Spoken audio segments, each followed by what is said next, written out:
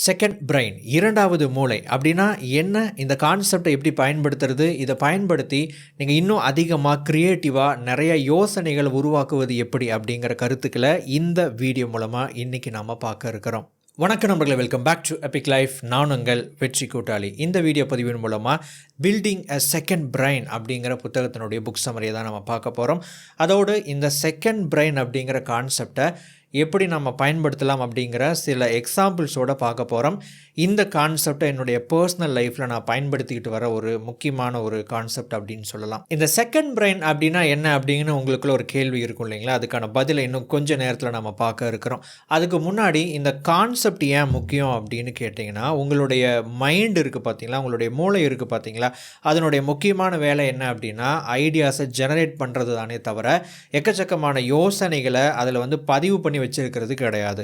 இந்த சம்பவம் உங்களுக்கு அடிக்கடி நடந்திருக்கலாம். உங்களுக்கு திடீர்னு ஒரு ஐடியா வரும், திடீர்னு ஒரு யோசனை எங்கிருந்தோ வரும். நீங்கள் குளிக்கும்போது வரலாம், நீங்கள் சாப்பிடும்போது வரலாம், நீங்கள் எங்கேயாவது ட்ராவல் பண்ணிக்கிட்டு இருக்கும்போது வரலாம். அந்த ஐடியா ரொம்ப முக்கியமானது அப்படின்னு உங்களுக்கு தோணும். நல்ல ஒரு ஐடியா கிடச்சிருக்கு அப்படின்னு உங்களுக்கு நீங்கள் சந்தோஷப்படுவீங்க. ஆனால் நீங்கள் வேறு ஏதாவது ஒரு விஷயத்தில் ரொம்ப பிஸியாக ஈடுபட்டுட்டு நீங்கள் திரும்ப அந்த ஐடியாவை பற்றி திங்க் பண்ணும்போது அது சுத்தமாக மறந்துருக்கும். நீங்கள் அப்படிப்பட்ட ஒரு நபர் அப்படின்னா இந்த வீடியோ உங்களுக்கு யூஸ்ஃபுல்லாக இருக்க போகுது. அது மட்டும் இல்லாமல் நீங்கள் நிறைய நாலேஜ் கெயின் பண்ணணும் அப்படின்னு நினைக்கிறீங்க. நீங்கள் இப்போது இந்த வீடியோஸ் பார்க்குறீங்க, புக்ஸ் படிக்கிறீங்க, பாட்காஸ்ட் கேட்குறீங்க, உங்களை நீங்கள் இம்ப்ரூவ் பண்ணணும் அப்படின்னு நினைக்கிறீங்க. உங்களுடைய ஃபீல்டில் இருக்கக்கூடிய நிறைய விஷயத்தை பற்றி நீங்கள் தெரிஞ்சுக்கணும், கற்றுக்கணும் அப்படின்னு நீங்கள் செல்ஃப் லேர்னிங் பண்ணிக்கிட்டு இருக்கிறீங்க அப்படின்னா இந்த கான்செப்ட் உங்களுக்கு ரொம்பவே யூஸ்ஃபுல்லாக இருக்க போகுது. சரி, இந்த செகண்ட் பிரெயின் அப்படின்னா என்ன அப்படின்னா அது ஒரு கான்செப்ட் அப்படின்னு சொன்னேன் இல்லைங்களா? அதுக்கு பேர் காமன் பிளேஸ் புக். அதை தான் செகண்ட் பிரெயின் அப்படின்னு இந்த புத்தகத்தில் குறிப்பிட்டிருக்கிறாங்க. காமன் பிளேஸ் புக் அப்படின்னா அது ஒரு புது விஷயமெல்லாம் ஒன்றும் கிடையாது. பலாயிரம் வருஷமாக நிறையா பேர்னால ஃபாலோ பண்ணிக்கிட்டு வந்த ஒரு விஷயந்தான். நிறைய அறிஞர்கள்னால, எழுத்தாளர்கள்னால, நிறையா ரொம்ப ஆழமாக சிந்திக்கக்கூடியவங்க, ரொம்ப தத்துவ ஞானிகள், இது மாதிரியான மனிதர்கள் பார்த்திங்கன்னா அவங்களுடைய ஐடியாஸை எழுதி வைப்பாங்க, நோட் பண்ணி வைப்பாங்க. அவங்க படிக்கும்போது, அவங்களுக்கு திடீர்னு ஏதாவது ஒரு விஷயத்தை பற்றி திங்க் பண்ணும்போது அவங்களுக்கு ஒரு யோசனை வரும். அல்லது ஒரு புக்கை படிக்கிறாங்க, ஒரு கோட்டை படிக்கிறாங்க அப்படின்னா அது அவங்களுக்கு ரொம்ப முக்கியமாக படிச்சு அப்படின்னா அதை நோட் பண்ணி வைப்பாங்க. இதை பத்திரமா ஒரு இடத்துல தேக்கி வைப்பாங்க. அதுக்கு பேர் தான் காமன் பிளேஸ் புக் அப்படிங்கிறது. சிம்பிளாக சொல்லணும் அப்படின்னா இந்த காமன் பிளேஸ் புக் அப்படிங்கிறது உங்களுக்கு ரொம்ப ரொம்ப இம்பார்ட்டன்ட் அப்படின்னு படுற உங்களுக்கு கிடைச்ச ஐடியாஸ், நீங்கள் கேதர் பண்ண நாலேஜ், இது எல்லாம் நம்ம மறந்துடக்கூடாது அப்படிங்கிறதுக்காகவும், எதிர்காலத்தில் அதை பற்றி இன்னும் நான் நிறையா ரீசர்ச் பண்ணணும் அப்படிங்கிறதுக்காகவும் அதை பதிவு பண்ணி வைக்கக்கூடிய ஒரு விஷயத்துக்கு பேர் தான் காமன் பிளேஸ் புக் அப்படிங்கிறது. இந்த கான்செப்டை எப்படி பயன்படுத்தணும் அப்படிங்கிறத பார்க்குறதுக்கு முன்னாடி இதனுடைய யூசஸ் என்ன அப்படிங்கிறத பார்த்தலாம். முதலாவது, உங்களுக்கு ஒரு ஐடியா கிடைக்குது அப்படின்னா அந்த ஐடியா ரொம்ப ஸ்ட்ராங்கான, வலிமையான ஒரு ஐடியாவை கன்வெர்ட் பண்ணுறதுக்கு இந்த மெத்தட் உங்களுக்கு ஹெல்ப் பண்ணும். ரெண்டாவது, சில நேரத்தில் நம்ம எதிர்பார்க்குற அந்த ஐடியா அப்படிங்கிறது ஒரு ஐடியாவிலேருந்து வரக்கூடிய ஒரு விஷயமா இருக்காது. நமக்கு பலவிதமான ஐடியாஸோட ஒரு கலெக்டிவிட்டி நமக்கு தேவைப்படுது. அப்போது அந்த ஒரு கனெக்ஷனை நீங்கள் ஏற்படுத்தணும் அப்படின்னா இந்த காமன் பிளேஸ் புக் அப்படிங்கிறது ரொம்பவே ஹெல்ப்ஃபுல்லாக இருக்கும். மூணாவது யூஸ் என்ன அப்படின்னா, காலப்போக்கில் நீங்கள் குறிப்பெடுத்து வச்சுருக்கிற அந்த ஐடியாஸ் அப்படிங்கிறது புது ஐடியாவாக உருவாகும். அதாவது நீங்கள் இதை பண்ணலை அப்படின்னா இந்த ஐடியா உங்களுக்கு கிடைச்சிருக்காது அப்படின்னு சொல்லக்கூடிய அளவுக்கான புது ஐடியாஸ், ரொம்ப ஒரு க்ரியேட்டிவான ஐடியாஸ் கூட உங்களுக்கு கிடைக்கிறதுக்கு வாய்ப்பு இருக்குது. நான்காவது முக்கியமான யூஸ் என்ன அப்படின்னு கேட்டிங்கன்னா, உங்களுடைய பெர்ஸ்பெக்டிவை ஷார்பன் பண்ணும். அது ரொம்ப கூர்மையாக்கும். பெர்ஸ்பெக்டிவ் அப்படின்னா நீங்கள் ஒவ்வொரு விஷயத்தையும் எப்படி பார்க்குறீங்க, எப்படி அணுகிறீங்க, எப்படி வித்தியாசமாக யோசித்து செயல்படுறீங்க அப்படிங்கிற அந்த ஒரு யூனிக்னஸை, அந்த தனித்துவத்தை உருவாக்குறதுக்கு இந்த ஒரு விஷயம் ரொம்பவும் சப்போர்ட் பண்ணும். இந்த காமன் பிளேஸ் புக் அப்படிங்கிற இந்த மெத்தடை நீங்கள் ஃபாலோ பண்ணீங்க அப்படின்னா இந்த யூசஸ் எல்லாம் உங்களுக்கு நடக்கும். சரி, இந்த காமன் பிளேஸ் புக் அல்லது உங்களுடைய செகண்ட் பிரெயின் அப்படிங்கிற அந்த கான்செப்டை எப்படி பயன்படுத்தலாம் அப்படிங்கிறத இன்னும் கொஞ்ச நேரத்தில் நம்ம பார்க்க இருக்கிறோம். அதோடு நான் பயன்படுத்திக்கிட்டு இருக்கிற என்னுடைய பர்சனல் காமன் பிளேஸ் புக் அல்லது இந்த செகண்ட் பிரெயின் அப்படிங்கிற விஷயத்தை நான் எப்படி பயன்படுத்துகிறேன் அப்படிங்கிற சின்ன எடுத்துக்காட்டையும் நம்ம பார்க்க இருக்கிறோம். அதுக்கு முன்னாடி இன்னொரு புக் ரெக்கமெண்டேஷன். ஸ்டீவ் ஜாப்ஸ் தனது ப்ரெசன்டேஷனை எப்படி கொடுப்பாரு அப்படிங்கிற அந்த கருத்தை கற்றுக்கொள்ள the presentation secrets of Steve Jobs என்னும் புத்தகத்தை நான் ரெக்கமெண்ட் செய்கிறேன். இப்புத்தகத்தின் கருத்துக்களை குறைவான நேரத்தில் கற்றுக்கொள்ள குக்கு எஃப்எம் மூலம் இப்புத்தகத்தின் ஃபுல் புக் சம்மரியை தமிழில் கேளுங்கள். குக்கு எஃப்எம் ப்ளே ஸ்டோரில் 4.5 ஸ்டார் ரேட்டிங் வாங்கிய ஒரு app. 5000+ hours of audio content இருக்கிற தரமான ஆப். இதில் motivation, biography, self help, money, நாவல்ஸ்னு பல்வேறு ஜேர்னல்ஸ் அடங்கிய ஒரு ஆப் தான் குக்கு எஃப்எம். பல மொழிகளில் audio books and book summaries இருக்குது. முக்கியமாக நம்ம சுய முன்னேற்றம் சார்ந்த முக்கியமான புத்தகங்களோட புக் சம்மரிஸ் தமிழ் மொழியில் இருக்குது. இது ஒரு ப்ரீமியம் ஆப். நார்மலாக 399 ரூபா ஒரு வருஷத்துக்கான சப்ஸ்கிரிப்ஷன் சார்ஜ். நம்ம எபிக் லைஃப் பார்வையாளர்களுக்கு வெறும் 199 ரூபாய்க்கு ஒரு வருஷத்துக்கான ப்ரீமியம் கண்டென்ட்டை கேட்க முடியும். ELT50 அப்படிங்கிற கூப்பன் கோடை பயன்படுத்தும் முதல் 250 நபர்களுக்கு ஒரு வருஷத்துக்கான ப்ரீமியம் கண்டென்ட்டை 199 ரூபாயில் பெற முடியும். இந்த ஆப்பை டவுன்லோட் பண்ணுறதுக்கான லிங்க் கீழே டிஸ்கிரிப்ஷனில் கொடுத்துருக்கேன். கிளிக் பண்ணி டவுன்லோட் பண்ணுங்கள். சரி, இந்த செகண்ட் பிரெயின் அப்படிங்கிற கான்செப்டை எப்படி ரொம்ப எஃபெக்டிவாக பயன்படுத்துறது? இதை நீங்கள் எஃபெக்டிவாக பயன்படுத்துறதுக்கு 4 முக்கியமான ஸ்டெப்ஸ் இருக்குது. முதலாவது ஸ்டெப்ஸ் கேப்சர். இந்த ஐடியா அப்படிங்கிறது உங்களுக்கு எங்கிருந்து வேணாலும் எப்போ வேணாலும் வரலாம் அப்படின்னு நான் உங்களுக்கு சொன்னேன் இல்லைங்களா? இப்போது எந்த ஐடியாவை நோட் பண்ணி வைக்கணும் அப்படின்னு ஒரு விஷயம் இருக்குது. இப்போ நீங்கள் அந்த வீடியோ பார்க்குறீங்க அப்படின்னா இந்த வீடியோவில் நிறைய ஐடியாஸை பற்றி நான் சொல்லிக்கிட்டே இருப்பேன். நீங்கள் எந்த வீடியோ எடுத்துக்கிட்டிங்கனாலும் நீங்கள் அதில் வந்து ஒரு புக் சம்மரி வீடியோ இன்றைக்கி பார்க்குறீங்க யூடியூப்பில் அப்படின்னா அதில் வந்து ஒரு வீடியோவில் வந்து 4-5 கான்செப்டை பற்றி சொல்கிறாங்க, 4-5 டாப்பிக்கை பற்றி பேசுகிறாங்க. அப்போ அந்த 4-5 விஷயத்தை பற்றியுமே நம்ம வந்து ஞாபகம் வச்சுக்கணுமா, நோட் பண்ணணுமா, அல்லது இதெல்லாம் வந்து எழுதி வைக்கணுமா அப்படின்னு கேட்டிங்கன்னா இந்த மாதிரி பண்ணிங்க அப்படின்னா அது உங்களுக்கு பெரிய அளவில் யூஸ்ஃபுல்லாக இருக்காது. ஏன் சொல்கிறேன் அப்படின்னா, ஈவன் நீங்கள் வந்து சீரியஸாக இந்த வீடியோஸ் எல்லாம் பார்த்து நோட்ஸ் எடுக்கிற ஆள் அப்படின்னா உங்கள்கிட்ட நிறையா நோட்ஸ் இருக்கும். மேபி நீங்கள் பார்த்ததுக்கப்புறம் திரும்ப அந்த நோட்ஸை நீங்கள் பார்த்துருக்கலாம், என்றைக்காவது ஒரு தடவை திருப்பி வாசிச்சிருக்கலாம். ஆனால் அது அவ்வளோ எஃபெக்டிவாக இருக்காது. நிறையா நோட்ஸ் சேர்ந்துருச்சு அப்படின்னா நம்ம வந்து அந்தளவுக்கு நோட்ஸ் எழுதுறதுக்கு டைம் எடுக்கும். அட் த சேம் டைம் நம்ம திரும்பி பார்க்கும்போது எல்லா விஷயங்களும் நமக்கு ஞாபகம் இருக்குது அப்படின்னு சொல்ல முடியாது. அப்போ எதை குறிப்பெடுக்கணும் அப்படின்னு கேட்டிங்கன்னா, உங்களுக்கு எந்த ஐடியா ரொம்ப ரொம்ப இம்பார்ட்டன்ட் அப்படின்னு உங்களுக்கு தோணுதோ அந்த ஐடியாவை நோட் பண்ணி வைக்கணும். எல்லா ஐடியாவையும் நோட் பண்ணி வைக்கக்கூடாது. இந்த வீடியோவில் உங்களுக்கு ஏதாவது ஒரு விஷயம் தான் கிடச்சிருக்கு அப்படின்னா அந்த ஒரு விஷயத்தை நீங்கள் நோட் பண்ணி வைக்கணும். அதுக்காக தான் அந்த வீடியோ பார்க்குறீங்க. இதெல்லாம் வந்து 10 விஷயம் சொல்லலாம், 25 விஷயம் சொல்லலாம். அந்த விஷயம்லாம் உங்களுக்கு இம்பார்ட்டன்ட் கிடையாது. அந்த ஒரு விஷயந்தான் உங்களுக்கு ரொம்ப முக்கியம். ஸோ இந்த 25 விஷயங்கிறது எனக்கு முக்கியம். ஏன்னா இதை வந்து ஒரு கண்டென்ட்டாக நான் உங்களுக்கு கொடுக்கணும். ஆனால் 25 விஷயங்கிறது உங்களுக்கு முக்கியம் இல்லை, அந்த ஒரு விஷயந்தான் முக்கியம். ஸோ அந்த ஒரு விஷயம் என்ன, அல்லது எந்தெந்த விஷயங்கள் உங்களுக்கு ரொம்ப ரொம்ப இம்பார்ட்டன்ட் அப்படின்னு தோணுதோ அந்த விஷயத்தை கேப்சர் பண்ணுங்கள். எப்படி கேப்சர் பண்ணலாம் அப்படின்னா, இந்த செகண்ட் பிரெயின் அப்படிங்கிற இந்த புத்தகத்தில் டிஜிட்டல் காமன் பிளேஸ் புக் அப்படிங்கிற அந்த விஷயத்தை எப்படி பயன்படுத்துறது, அதாவது டிஜிட்டல் ஆப்ஸ் எல்லாம் இருக்கும் இல்லைங்களா, நோட் டேக்கிங் ஆப்ஸ் எல்லாம் இருக்கும் இல்லைங்களா, அதெல்லாம் வந்து எப்படி பயன்படுத்தலாம், எப்படி வந்து ஆர்கனைஸ் பண்ணலாம் அப்படின்லாம் வந்து சொல்லியிருப்பாங்க. பட் நாம் இப்போ இந்த வீடியோவில் நம்ம என்ன பார்க்க போகிறோம் அப்படின்னா, அந்த டிஜிட்டல் மீடியத்தையும் எப்படி பயன்படுத்த போகிறோம், ஃபிசிக்கல் காமன் பிளேஸ் புக்கையும் எப்படி பயன்படுத்த போகிறோம் அப்படிங்கிறத நாம் இப்போ பார்க்க போகிறோம். இப்போ எனக்கு ஏதாவது ஒரு ஐடியா கிடைச்சிது அப்படின்னா, இப்போ எக்ஸாம்பிள் வந்து நான் ஒரு வீடியோ பார்த்துக்கிட்டு இருக்கிறேன், ஒரு படம் பார்த்துட்ருக்கேன், ஒரு புக்கு படிக்கிறேன், எனக்கு ஒரு ஐடியா கிடைக்குது அப்படிங்கிற பட்சத்தில் எஸ்பெஷலி இந்த ஐடியா வந்து பார்த்திங்கன்னா நான் வந்து யூஸ் பண்ணுற மாதிரியான ஐடியாஸ், எனக்கு என்னுடைய நாலேஜுக்கான ஐடியா கிடையாது. இது யூஸ் பண்ணுற மாதிரியான ஐடியாஸ் அப்படின்னா மேபி ஒரு வீடியோகிராஃபியை பற்றி படிக்கிறேன் அப்படின்னு வச்சுக்கோங்க, அல்லது ஒரு வீடியோ பார்க்குறேன் அப்படின்னா அதில் வந்து எனக்கு சில ஐடியாஸ் வந்து கிடைக்கும், சில டிப்ஸ் வந்து ரொம்ப இம்பார்ட்டண்ட்டாக தெரியும். அதில் வந்து அவங்க 10 விஷயம் சொல்லியிருப்பாங்க, எனக்கு அதில் ஒரு விஷயம் ரொம்ப முக்கியமாக படும். அதை என்ன பண்ணுவேன் அப்படின்னா நோட் பண்ணி வைப்பேன். இங்கே பார்த்தீங்கன்னா இது வந்து என்னுடைய நோட்ஸ், இது ஆக்சுவலாக என்னுடைய ஃபோனில் இருக்கக்கூடிய நோட்ஸ். ஜஸ்ட் அது வந்து நோட் எடுத்து வைப்பேன். இப்போ என்னுடைய ஃபோனில் எத்தனை நோட்ஸ் இருக்குது அப்படின்னு பார்த்தீங்கன்னா மொத்தமாக 366 நோட்ஸ் இருக்குது. இதில் வந்து நான் நிறைய டெலீட் பண்ணியிருப்பேன். பட் இதில் வந்து இப்போதைக்கு 366 நோட்ஸ் இருக்குது. ஸோ இதில் வந்து பார்த்திங்கன்னா நான் ரீசெண்டாக ஒரு 2 வாரமாக நான் பார்த்துக்கிட்டு இருக்கிற வீடியோஸ்லேருந்து கலெக்டிவ் ஐடியாஸாக வந்து ஒரு 11 ஐடியாஸ் வந்து எழுதி வச்சுருப்பேன். ஸோ அந்த 11 ஐடியாஸ் எதை பற்றி அப்படின்னா டாக்குமெண்ட்ரி ஃபில்ம் மேக்கிங்கை பற்றி. ஸோ முதலாவது use one lens and stick to it அப்படிங்கிற மாதிரிலாம் எழுதியிருப்பேன்.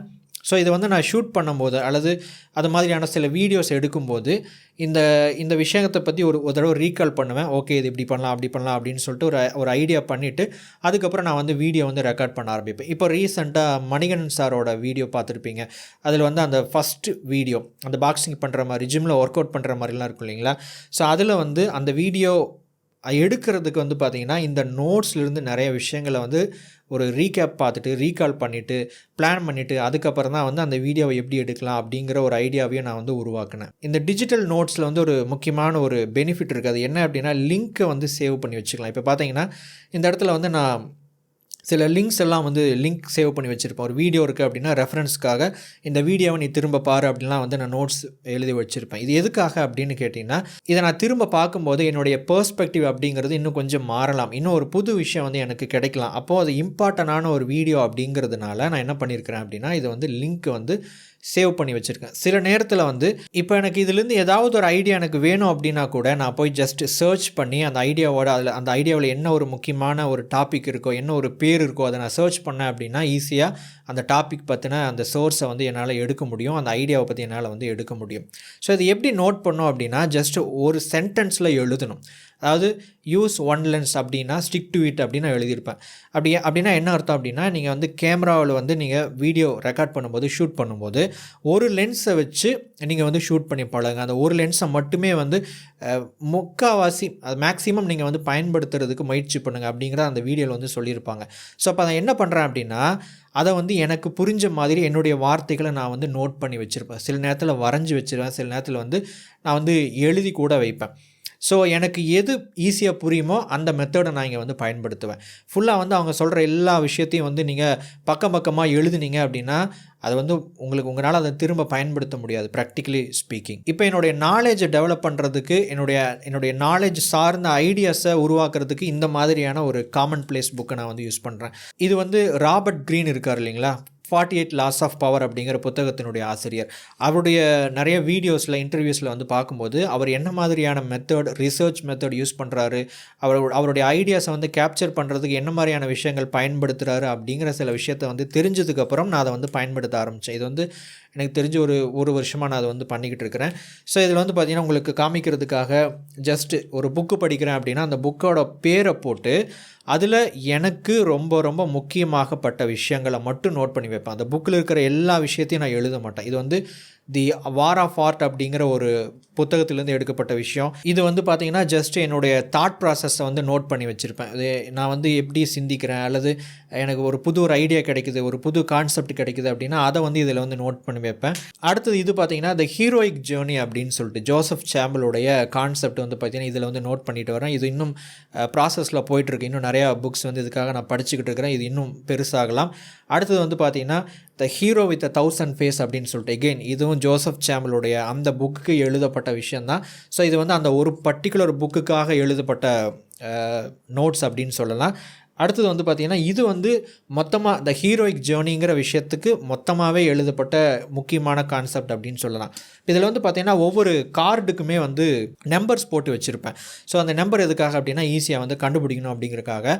அந்த கார்டில் வந்து ஒரு பர்டிகுலர் விஷயத்தை நான் எழுதுகிறேன் அப்படின்னு வச்சுக்கோங்க. இப்போ எக்ஸாம்பிள் வந்து த ஹீரோ வித் 1000 ஃபேஸ் அப்படின்னா இதில் வந்து ஒரு கார்டு இருக்குதுன்னு வச்சுக்கோங்க. இந்த கார்டில் நான் என்ன பண்ணியிருப்பேன் அப்படின்னா mythical symbols appears in dreams R familiar to the unconscious but not familiar and strong to the conscious அப்படிங்கிற ஒரு கான்செப்ட் எழுதி வச்சுருப்பேன். அதுக்கு கீழே பார்த்தீங்க அப்படின்னா பேஜ் நம்பர் எழுதி வச்சுருப்பேன். ஸோ இது வந்து இந்த புத்தகத்தில் எந்த பக்கத்தில் இதை பற்றி சொல்லியிருக்கிறாங்கன்னு எழுதியிருப்பேன். அடுத்தது அந்த புக்கில் நான் வந்து அதை வந்து நோட் பண்ணி என்னுடைய நோட்ஸ் அங்கே வந்து குறித்து வச்சுருப்பேன். ஓகே, இந்த கான்செப்ட் எனக்கு தேவைப்படுது அப்படின்னு திரும்ப பார்த்துட்டு அந்த புக்கை ரெஃபர் பண்ணும்போது எனக்கு புது ஐடியா, புது கான்செப்ட் வந்து உருவாகும். அடுத்தது இந்த நோட்டு வந்து எதுக்காக நான் பயன்படுத்துவேன் அப்படின்னா வீடியோ ஐடியாஸ்க்காக பயன்படுத்துவேன். ஸோ நம்ம வந்து ஒரு வீடியோ மேக் பண்ணோம் அப்படின்னா அப்பப்போ நிறைய கான்செப்ட் ஐடியாஸ் எல்லாம் வந்து ஒரு இப்போ எக்ஸாம்பிள் வந்து பர்சனாலிட்டி டெவலப்மெண்ட் சீரிஸ் அப்படின்னு சொல்லிட்டு இப்போ பார்த்துட்டு இருக்கிறோம் இல்லைங்களா. ஸோ அந்த சீரீஸுக்கு வந்து பார்த்திங்கன்னா இந்த நோட்லேருந்து எடுத்து தான் நான் நிறைய விஷயங்கள் இது பண்ணிகிட்டு இருக்கிறேன். அதில் என்ன இருக்கும் அப்படின்னா டாபிக்ஸ் இருக்கும். இப்போ வந்து பர்சனாலிட்டி டெவலப்மெண்ட் அப்படிங்கிற ஒரு விஷயத்தை ஃபஸ்ட்டு எழுதிட்டேன். ரெண்டாவது வந்து பார்த்திங்கன்னா லைஃப் ஸ்கில் அப்படிங்கிற ஒரு விஷயம் ஜஸ்ட் நிறைய விஷயங்களை ஸ்டடி பண்ணிக்கிட்டே வரும்போது வந்துச்சு. அப்போது இந்த லைஃப் ஸ்கில் அப்படிங்கிற இந்த கான்செப்டை ஏன் வந்து பர்சனாலிட்டி டெவலப்மெண்ட் அப்படிங்கிற அந்த விஷயத்தோடு இணைச்சி அதை ஒரு சீரியஸாக போடக்கூடாதுன்னு ஒரு ஐடியா வந்துச்சு. அதை தான் இப்போ நீங்கள் வந்து தொடர்ச்சியாக பர்சனாலிட்டி டெவலப்மெண்ட் சீரிஸ் அப்படின்னு சொல்லிட்டு அது ஒரு பிளேலிஸ்ட்டில் நீங்கள் வந்து பார்த்துக்கிட்டு இருக்கிறீங்க. இப்போ நான் ஆரம்பத்தில் சொன்னேன் இல்லைங்களா, அதாவது ஒரு ஐடியா வந்து உங்களுக்கு கிடைக்காத ஒரு ஐடியா கூட இந்த காமன் பிளேஸ் புக்கை ஃபாலோ பண்ணால் கிடைக்கும் அப்படின்னு சொல்லிட்டு அதுதான் வந்து இந்த ஒரு விஷயம். சப்போஸ் இதை வந்து நான் நோட் பண்ணாமல் விட்டுருந்தேன் அப்படின்னா பர்சனாலிட்டி டெவலப்மெண்ட் சீரீஸ்னு தனியாக ஒரு பிளேலிஸ்ட் ஓடி இருக்கும். ரெண்டாவது இந்த லைஃப் ஸ்கில்ஸ் இருக்குது பார்த்தீங்களா, அப்படிங்கிற ஒரு விஷயம் வந்திருக்காமல் கூட இருக்கலாம். இந்த ஐடியா கேப்சர் அப்படிங்கிற ஒரு விஷயம் ரொம்ப ரொம்ப முக்கியம் அப்படிங்கிறதுனால தான் இதை பற்றி இவ்வளோ நேரம் பேசிக்கிட்டு இருந்தேன். இப்போது இதோடைய ரெண்டாவது பாயிண்ட் என்ன அப்படின்னா சிம்பிளிஃபை. இதை பற்றி பேச்சுவாக்கில் ஆரம்பத்துலேயும் முன்னாடியே உளறிட்டேன். சிம்பிளிஃபை அப்படின்னா நீங்கள் வந்து உங்களுக்கு புரிஞ்ச மாதிரி எழுதணும். மேபி நான் வந்து படம் வரைஞ்சி வச்சுருப்பேன், அதை பற்றி எனக்கு புரிஞ்ச வார்த்தைகளில் வாக்கியத்தில் எழுதி வச்சுருப்பேன் அப்படின்னு சொல்லிட்டு சொன்னேன் இல்லைங்களா, அதுதான் வந்து சிம்பிளிஃபை அப்படிங்கிறதுக்கான அர்த்தம். இப்போ இதில் 3வது பாயிண்ட் என்ன அப்படின்னா ஆர்கனைஸ். இப்போ நீங்கள் வந்து ஏன் பக்கம் பக்கமாக எழுதக்கூடாது அப்படின்னு கேட்டிங்கன்னா, அது வந்து ஆர்கனைஸாக இருக்காது. இப்போ நீங்கள் வந்து ஒரு விஷயம் எனக்கு திரும்ப வேணும் அப்படின்னு அந்த நோட்ஸ் எடுத்து திருப்பி பார்த்தீங்க அப்படின்னா, நீங்கள் நினைக்கிற விஷயம், நீங்கள் தேடுற விஷயம் எங்கே இருக்குது அப்படின்னு உங்களால் கண்டுபிடிக்க முடியாது. ஸோ அதனால தான் வந்து ஆர்கனைஸாக இருந்துச்சுன்னா உங்களால் ஈஸியாக கண்டுபிடிக்க முடியும். ஸோ அந்த நோட் டேக்கிங்காக இது மாதிரி இன்னொரு பண்டில் கூட இருக்குது. நிறையா இந்த கார்ட்ஸ் வந்து வாங்கி வச்சுருக்கிறேன். ஸோ இந்த கார்ட்ஸ் எல்லாம் வந்து ஃபுல்லாகும்போது கண்டிப்பாக இது வந்து ஆர்கனைஸ்டாக இல்லை, அதை வந்து கரெக்டாக வந்து அடுக்கி வைக்கப்படவில்லை, அது வந்து பிரித்து வைக்கப்படவில்லை அப்படின்னா என்னால் இந்த நோட்ஸ் எடுக்கிறது வந்து எனக்கு வேஸ்ட்டாக போயிடும். ஸோ ஆர்கனைஸ் பண்ணணும் அப்படிங்கிறதுக்காக என்ன பண்ணுவேன் அப்படின்னா, இங்கே வந்து பார்த்திங்கன்னா இந்த இடத்துல இந்த ப்ளூ கலர் ஸ்டிக்கர் மாதிரி ஒட்டி வச்சுருப்பேன். ஸோ இது எதுக்காக அப்படின்னா, இதில் வந்து ஏபிசி அப்படின்லாம் வந்து போட்டு வச்சு கேட்டகரி வைஸ் பிரித்து வச்சுருப்பேன். ஸோ இப்போ வந்து இதெல்லாம் முடிஞ்சதுக்கப்புறம் நான் என்ன பண்ணுவேன் அப்படின்னா, நான் வந்து ஒரு கண்டென்ட் மாதிரி இந்த ஏ அப்படிங்கிற வரிசையில் என்னென்ன விஷயங்கள், என்னென்ன புக்கு வருது, என்னென்ன கான்செப்ட் வருது அப்படின்னு நோட் பண்ணி வச்சுட்டேன் அப்படின்னா, எனக்கு என்ன தேவையோ அதில் போய் பார்த்து இந்த கார்டோடைய மொத்தமாக எடுத்து இந்த கார்டில் நான் தேடுற விஷயம் எங்கே அப்படின்னு சொல்லி என்னால் ஈஸியாக கண்டுபிடிச்சிட முடியும். ஸோ இது வந்து நான் பயன்படுத்துகிற ஒரு மெத்தடு. உங்களுக்கு எப்படி ஆர்கனைஸ் பண்ணணும் அப்படின்னு கேட்டிங்கன்னா, இன்கேஸ் நீங்கள் டிஜிட்டல் நோட் எடுக்கிறீங்க அப்படிங்கிற பட்சத்தில் வந்து டாபிக், அதோடைய முக்கியமான பேர் இருக்கும் இல்லைங்களா, அதை பற்றி மென்ஷன் பண்ணி வைங்க. ஸோ அப்படி மென்ஷன் பண்ணி வைக்கும்போது, இப்போ நான் போட்டிருந்தேன் இல்லைங்களா, இப்போ நான் வந்து வீடியோ ஐடியா அப்படின்னு சொல்லி டைட்டில் கொடுத்து வச்சுருப்பேன் அந்த டிஜிட்டல் நோட்டில் என்னுடைய ஃபோனில். ரெண்டாவது வந்து சினிமாட்டோகிராஃபி அப்படின்னு போட்டு வச்சுருப்பேன், டாக்குமெண்ட்ரி அப்படின்னு போட்டு வச்சுருப்பேன். அப்போ எனக்கு டாக்குமெண்ட்ரி பற்றின சில ஐடியாஸ் வேணும் அப்படின்னா போயிட்டு டாக்குமெண்ட்ரி அப்படின்னு சர்ச் பண்ணேன் அப்படின்னா என்னென்ன லிஸ்ட் இருக்கோ, என்னென்ன விஷயங்கள் நான் சேவ் பண்ணி வச்சுருக்கனோ அதெல்லாம் வந்து வந்துடும். நான் ஜஸ்ட் அதை எடுத்து வந்து என்னால் பார்த்துக்க முடியும். ஸோ ஃபிசிக்கல் காமன் பிளேஸ் புக்குக்கு நான் இந்த மாதிரியான ஒரு மெத்தட் யூஸ் பண்ணுறேன் அப்படின்னு முன்னாடியே நான் சொல்லிட்டேன். ஸோ நீங்கள் எந்த நோட்ஸை எடுத்தாலும் அதுக்கு நீங்கள் வந்து பார்த்திங்கன்னா அதனுடைய பேரை எழுதி வைக்கணும். அதனுடைய என்ன டாபிக், அது என்ன சப்ஜெக்ட், அதில் என்ன முக்கியமான ஒரு பேர் வருது அப்படிங்கிற விஷயத்தை நோட் பண்ணி வச்சிட்டிங்க அப்படின்னா உங்களால் ஈஸியாக அதை எடுத்துக்க முடியும். இப்போ 4வது எக்ஸ்பிரஸ் அப்படின்னா, இப்போ இந்த ஐடியாவெல்லாம் நம்ம எதுக்காக நோட் பண்ணி வைக்கணும் அப்படின்னு கேட்டிங்கன்னா, ஏதோ ஒரு விதத்தில் நம்ம செயல்படணும், அதை வந்து எக்ஸ்பிரஸ் பண்ணணும் அப்படிங்கிறதுக்காகத்தானே. இதை எப்படி எக்ஸ்பிரஸ் பண்ணுறது அப்படின்னு கேட்டிங்கன்னா, இப்போ உங்களுடைய நீங்கள் இது வரைக்கும் உங்களுடைய நாலேஜை வந்து நீங்கள் வந்து தேக்கி வச்சுருக்கிறீங்க இந்த காமன் பிளேஸ் புக்கில். இப்போ நீங்கள் இதை எப்படி பயன்படுத்தணும் அப்படின்னா, இதை பயன்படுத்துகிற மாதிரியான சிச்சுவேஷன் வரும்போது நீங்கள் இதை ரெஃபர் பண்ணணும். நான் எப்படி மணிகண்டன் சாரோட வீடியோ வந்து எடுக்கும்போது நான் வந்து இந்த டாக்குமெண்ட்ரி ஃபில்ம் மேக்கிங்லேருந்து நான் நிறைய வீடியோஸ் பார்த்து நான் வந்து லேர்ன் பண்ணி வச்சுருந்த விஷயம், நோட் பண்ணி வச்சுருந்த விஷயத்தை வந்து ரெஃபரன்ஸாக எடுத்துகிட்டு அதுக்கப்புறம் நான் வந்து யோசித்து விசுவலைஸ் பண்ணி இந்த ஷாட் வந்து இப்படி இருக்கணும், இங்கே லைட்டிங் வைக்கணும் அப்படின்னு சொல்லிட்டு நான் பிளான் பண்ணணும். அந்த மாதிரி நீங்கள் வந்து ஒரு ப்ராஜெக்ட் வருது, நீங்கள் அதில் செயல்படணும் அப்படிங்கிற பட்சத்தில் உங்களுக்கு என்ன ஐடியாவை நீங்கள் சேர்த்து வச்சுருக்கிறீங்களோ, நோட் பண்ணி வச்சுருக்கிறீங்களோ, அதை போய் நீங்கள் திரும்ப ரீகால் பண்ணணும், அதை பற்றி திங்க் பண்ணணும். அப்போ என்ன நடக்கும் அப்படின்னா, உங்களுக்கு மேபி ஒரு புது பெர்ஸ்பெக்டிவ், பார்வை கோணம் கிடைக்கலாம், புது ஐடியா கிடைக்கலாம், அல்லது உங்களுக்கு இப்போது இருக்கக்கூடிய அந்த ஐடியா அப்படிங்கிறது ஒரு பெட்டர் ஐடியாவாக கூட மாறலாம். இதை இன்னும் சிம்பிளாக சொல்லணும் அப்படின்னா, உங்களுடைய ஒரு மூளை மட்டும் உங்களுடைய வேலைக்காக வேலை செய்யாமல் உங்களுடைய இன்னொரு மூளையும் வேலை செய்யுது. அதாவது இந்த காமன் பிளேஸ் புக் அப்படிங்கிற இந்த செகண்ட் பிரெயின் அப்படிங்கிறதும் வேலை செய்யுது. அதனால தான் இந்த புக்கை வந்து செகண்ட் பிரெயின் அப்படின்னு சொல்லிட்டு டைட்டில் கொடுத்துருக்குறாங்க. நண்பர்களே, இந்த வீடியோவில் எந்த ஒரு பாயிண்ட், எந்த ஒரு முக்கியமான விஷயம் உங்களுக்கு யூஸ்ஃபுல்லாக இருந்துச்சோ அந்த ஒரு விஷயத்தை மட்டும் எடுத்து செயல்படுத்துங்க. எல்லா விஷயத்தையும் ரீகால் பண்ணணும், ஞாபகம் வச்சுக்கணும் அப்படின்னு நினைக்காதீங்க. இந்த வீடியோ உங்களுக்கு யூஸ்ஃபுல்லாக இருந்திருக்கும் அப்படின்னு நான் நம்புகிறேன். அடுத்த வீடியோ பதிவில் மேலும் ஒரு பயனுள்ள தகவலோடு உங்களை சந்திக்கிறேன். தேங்க்ஸ் ஃபார் வாட்சிங்.